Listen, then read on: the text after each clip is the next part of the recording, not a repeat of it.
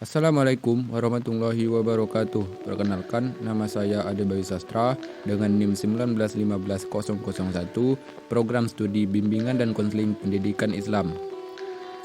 Fakultas Tarbiyah, Institut Agama Islam Negeri Syekh Abdurrahman Siddiq Bangka Belitung. Mata kuliah Statistik Pendidikan, dosen pengampu Ibu Nurul Fakih Isroi Magister Pendidikan. Baiklah, di video kali ini saya akan menjelaskan tentang statistik inferensial atau disebut dengan statistik induktif, merupakan statistik yang menyediakan aturan-aturan atau cara yang dapat dipergunakan sebagai alat dalam rangka mencoba menarik kesimpulan dari sekumpulan data yang telah diolah. Adapun statistik dibagi menjadi dua, yaitu statistik parametrik dan statistik non-parametrik.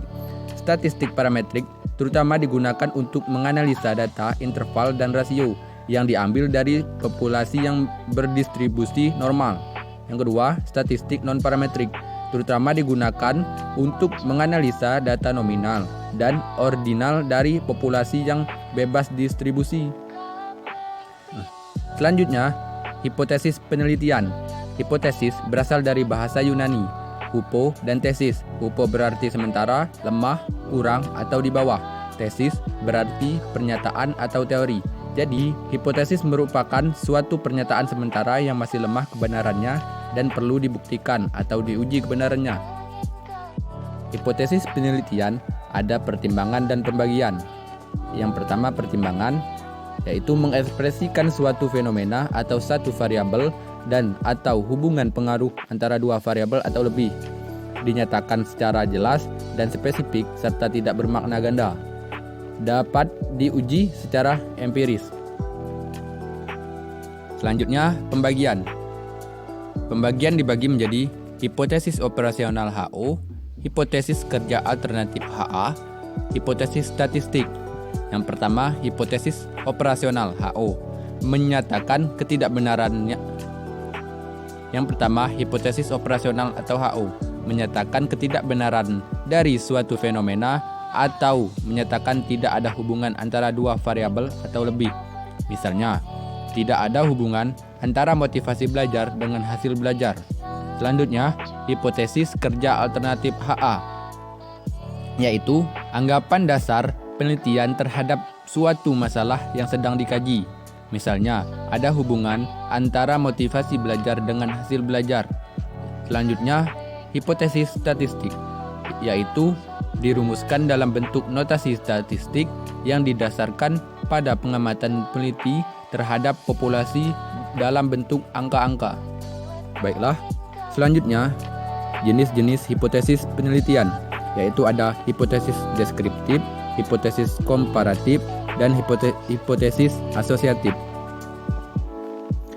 Yang pertama, hipotesis deskriptif, yaitu untuk menggambarkan fenomena atau untuk menjawab permasalahan, seperti motivasi belajar siswa sangat tinggi.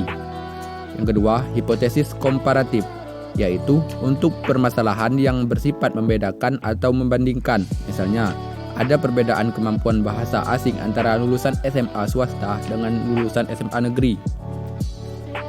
Selanjutnya, hipotesis asosiatif, yaitu untuk permasalahan yang bersifat hubungan atau pengaruh. Hipotesis hubungan simetris menyatakan hubungan bersifat kebersamaan antara dua variabel atau lebih, tidak menunjukkan sebab dan akibat. Misal, ada hubungan antara berpakaian mahal dengan penampilan. Hipotesis hubungan sebab akibat. Misal, ada hubungan antara tingkat pengangguran dengan tingkat kriminalitas. Selanjutnya, hipotesis hubungan interaktif. Hubungan saling mempengaruhi. Misal, terdapat pengaruh timbal balik antara kreativitas mahasiswa dengan hasil belajar. Baiklah, adapun langkah-langkah menyusun dan menguji hipotesis. Yang pertama, merumuskan hipotesis kinerja, hipotesis nihil, dan hipotesis statistik. Yang kedua, menentukan risiko kesalahan atau taraf signifikan. Yang ketiga, menentukan statistik. Yang keempat, kaidah pengujian. Yang kelima, membuat keputusan dan kesimpulan. Baiklah, mungkin itu yang bisa saya sampaikan. Saya ucapkan wassalamualaikum warahmatullahi wabarakatuh.